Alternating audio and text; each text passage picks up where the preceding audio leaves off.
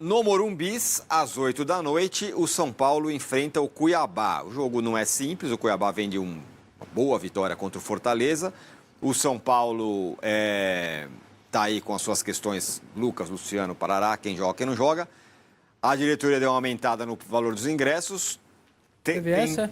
Teve essa e tendência de ter o menor público dos últimos tempos do São Paulo no Morumbis, 11 às 8 da noite. Elementar. E tá porque depois do jogo contra o Corinthians, ficou o Luciano daqui pro banco, não pode jogar e não sei o que e tal. Mas ele deve jogar, né, Arnaldo? Provavelmente o trio vai jogar. Provavelmente.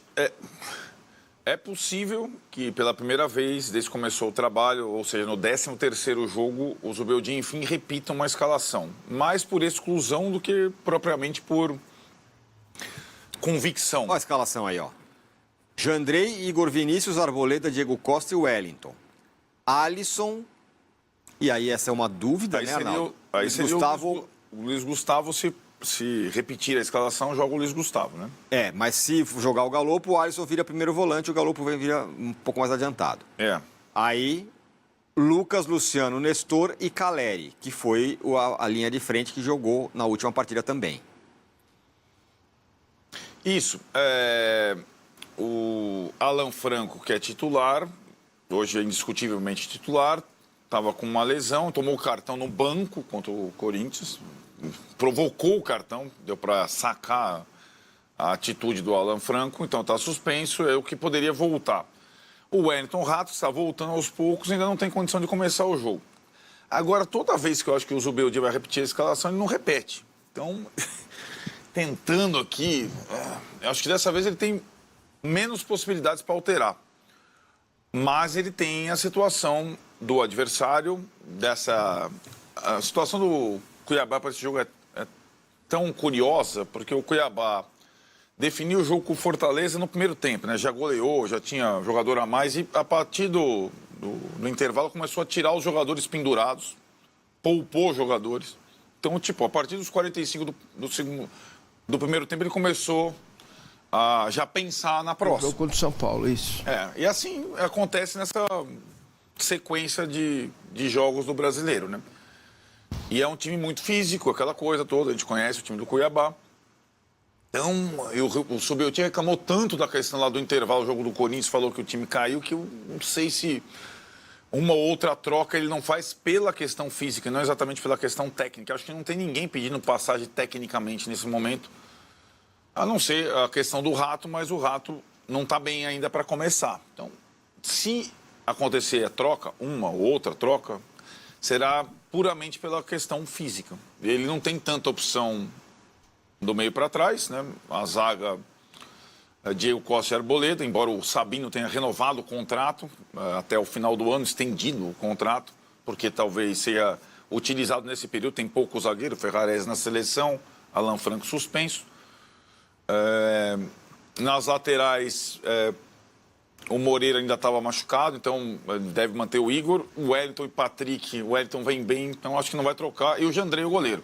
Por mais que a torcida do São Paulo, coloca o Yang da base.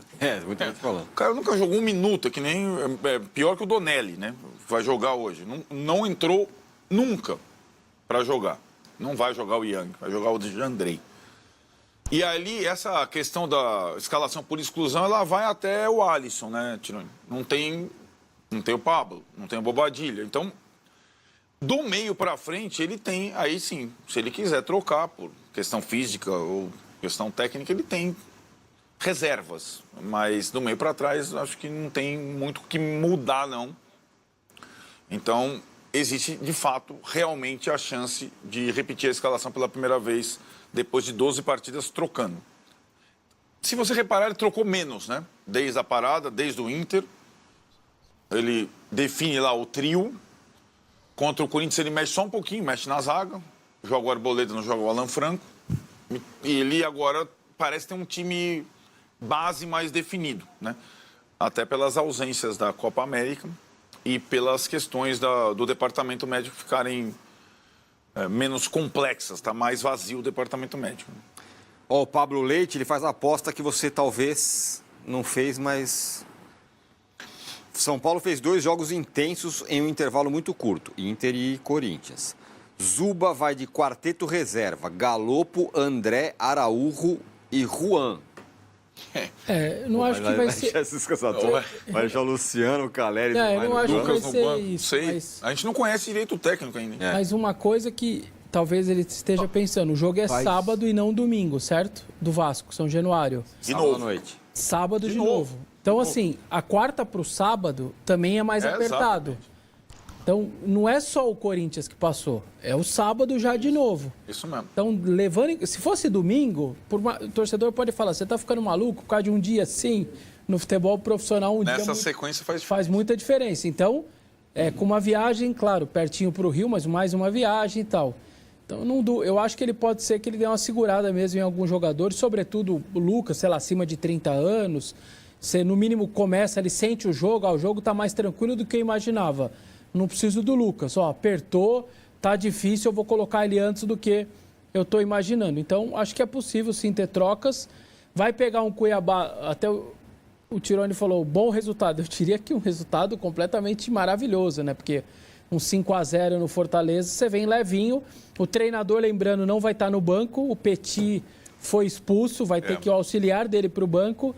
Eu estava vendo, tem a volta do Marlon também, o zagueiro. Aliás, a filial Corinthians, né, do Cuiabá, impressionante. Vai jogar Walter, o lateral direito, o Matheus Alexandre, que ficou 4 anos sob contrato e não entrou um minuto. Parabéns a todas as diretorias. Jogador, não é mau jogador, não. Jogador. Ainda vai ter o Jonathan Cafu, o Cleison. Rapaz. Enfim, a filial do Corinthians segue lá em Cuiabá, mas é um time que vem com 5-0 e aquela coisa, parece um clichêzão, mas é franco atirador. Cuiabá no Morumbi. O que ele conseguir, meus caros, é um ponto? Vambora que tá ótimo. Volto para Cuiabá feliz da vida. Então, o São Paulo pega um adversário, nesse sentido, levinho, sem muita responsabilidade, vindo de um 5-0, mas, ao mesmo tempo, a obrigação é total do São Paulo. O São Paulo tem que fazer os 3 pontos, porque senão não adiantou nada. Por exemplo, empatar, tirar um ponto do Corinthians e Itaquera, tirar um ponto do Inter fora de casa, se ele deixar 2 pontos ou até 3 pontos para o Cuiabá, né? Não vai adiantar nada. Sobre essa questão do Jandrei, a diretoria está bancando ele. Não tem o que fazer, porque assim, o Jandrei é um goleiro experiente, é um goleiro que passa segurança, pelo menos a informação nos bastidores do São Paulo é que é um jogador tanto que renovou o contrato, né? O São Paulo renovou o contrato do Jandrei, e o Zubeldia também entende que passa confiança. É que assim, a gente fala muito da questão da bolha, né? A realidade dentro do CT e a realidade dentro da bolha da internet. Então assim, o torcedor está muito acostumado com o Rafael, que para mim é o goleiro que mais desempenhou e mais passou segurança na questão de títulos e passar segurança debaixo das traves pós Rogério Ceni.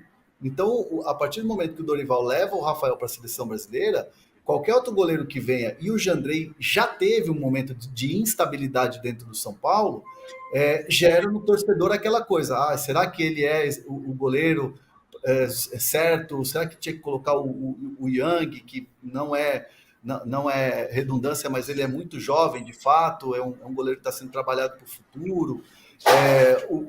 A ideia do São Paulo é exatamente essa, manter o Jandrei, dar sequência, e ele tem a confiança do presidente, tem a confiança do Zubeldia, então tá tudo certo. E os gols em Itaquera não teve culpa do Jandrei, não foi culpa do Jandrei, vamos falar o português bem claro aqui. Fica esse rançozinho de internet muito, mas só resta ter sequência e bons jogos para o Jandrei dar uma acalmada na torcida. O jogo hoje é contra a Cuiabá, PVC. O histórico não é bom para o São Paulo, hein? Só uma vitória em 6 jogos.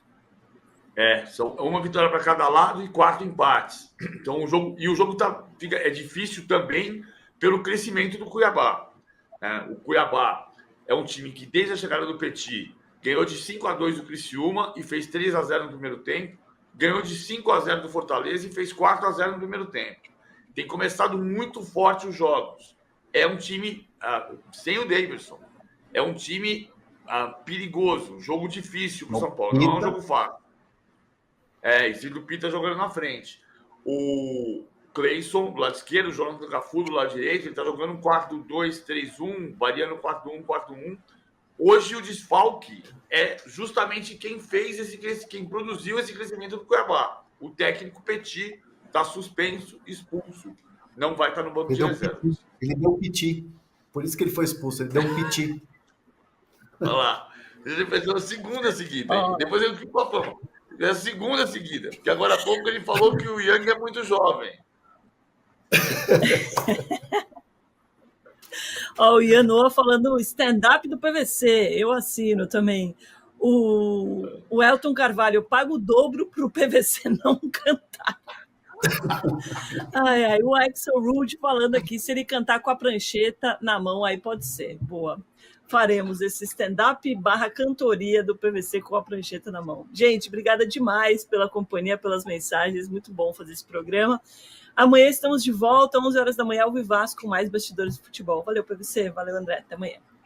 Valeu. Até amanhã, para nós 4.